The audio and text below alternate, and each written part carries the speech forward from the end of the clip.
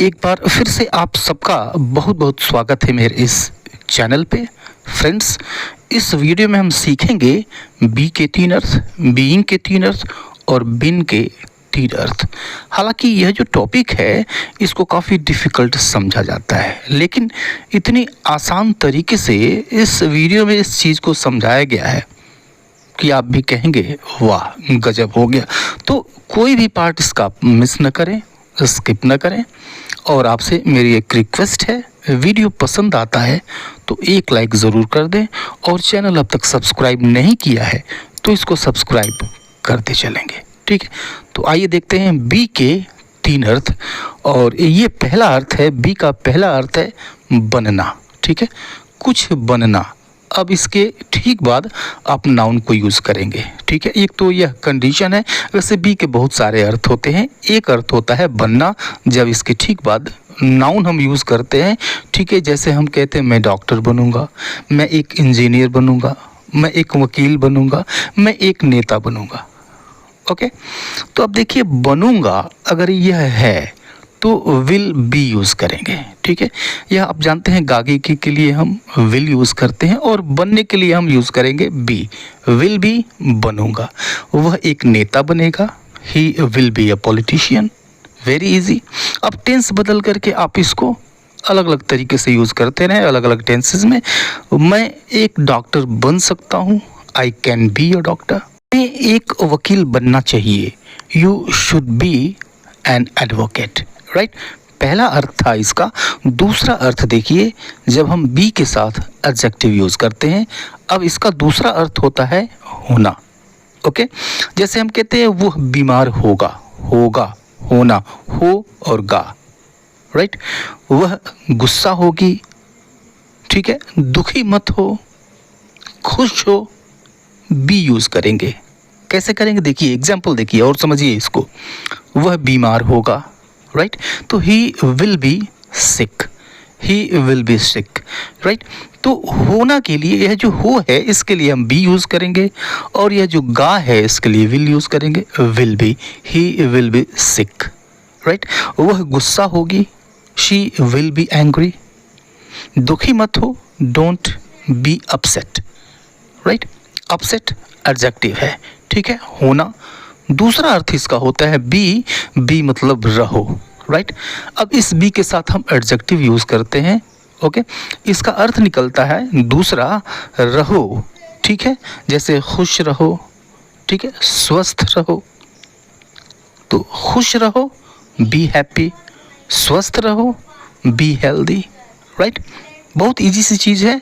B के तीन अर्थ आपने देखा। अब आगे आगे हम देखते हैं बीइंग। अब इस बीइंग का मतलब होता है के नाते, होने के नाते, या फिर होने के कारण, राइट। अब इसके बाद जो आता है, जनरली बीइंग के बाद आता है नाउन या फिर एडजेक्टिव आता है। सामान्यतः यह चीज़ आती है, जैसे दोस्त होने के नाते, या फिर होने के कारण, शुभ चिंतक होने के नाते, भाई होने के नाते, ओके। दोस्त होने के नाते यह मेरा फ़र्ज़ था। Being a friend, it was my duty, right?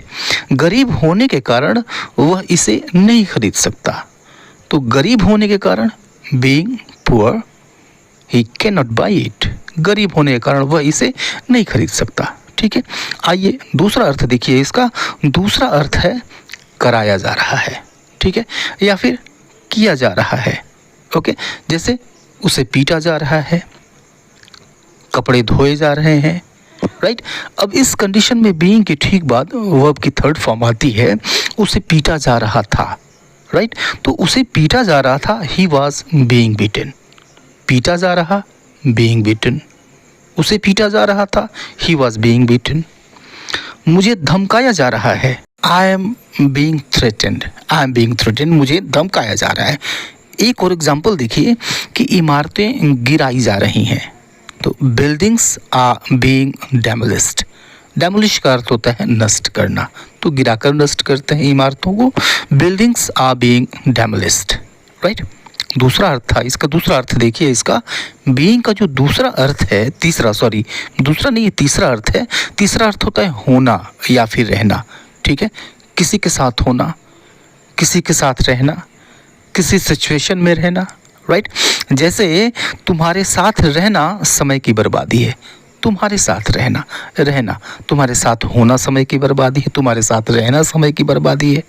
तो तुम्हारे साथ रहना बीइंग विद यू समय की बर्बादी है, इज वेस्टिंग टाइम। तो being with you is wasting time. तुम्हारे साथ रहना मुझे पसंद है, राइट। तो मुझे पसंद है, आई लाइक, और तुम्हारे साथ रहना या फिर तुम्हारे साथ होना बीइंग विद यू, राइट। तो I like being with you, मुझे एक भारतीय होने पर गर्व है, राइट।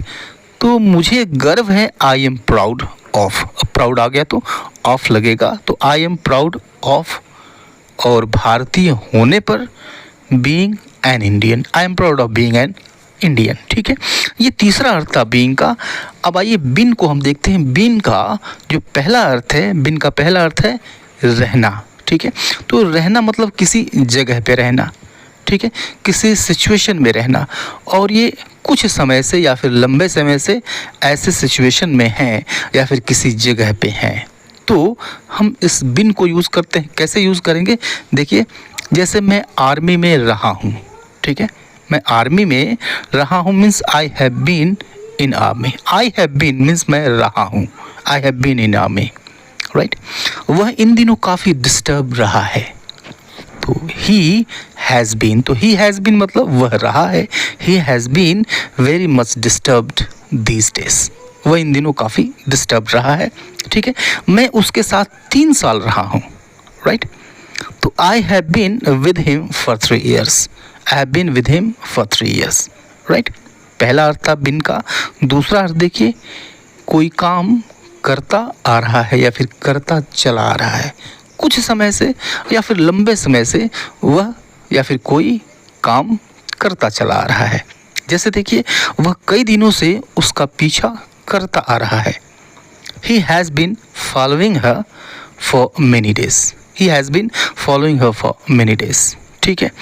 सन 2005 से मैं इस कंपनी में काम करता आ रहा हूँ। तो I have been working in this company since 2003. Right. दूसरा अर्थ था इसका। तीसरा अर्थ देखिए, तीसरा अर्थ होता है इसका हो चुका है, ठीक है, या फिर हो गया है, राइट। तो हो गया है या फिर हो गया था, हो चुका था, ये भी होता है। अब हैज़ हैव यूज़ करेंगे तो प्रेजेंट का होगा, हैड यूज़ करेंगे तो पास्ट का हो जाएगा, विल हैव यूज़ करेंगे तो ये फ्यूचर का हो जाएगा, राइट। इसके बाद वर्ब की थर्ड फॉर्म यूज़ होती है। जैसे देखिए, चाय बन गई है, तो चाय बन गई है या फिर चाय बन चुकी है, दोनों का मतलब एक ही है। तो the tea has been prepared, right. File complete हो चुकी है, the file has been completed, right. तो फ्रेंड्स, आपने इन सबके, इन तीनों जो वर्ब्स हैं, इन तीनों वर्ब्स के 3-3 अर्थ देखे, ठीक। एक बड़ी सी वीडियो इन तीनों के यूजेस पे मैंने डाला हुआ है, उसमें कुछ भी नहीं छूटा है, ठीक है। आप चाहें तो उसे जाकर देख सकते हैं आई बटन में, और फिर डिस्क्रिप्शन बॉक्स में लिंक मिलेगा, आप वहां से जाके देख सकते हैं। वीडियो कैसा लगा फीडबैक ज़रूर दीजिएगा। See you later in the next video. Till then good bye and take care.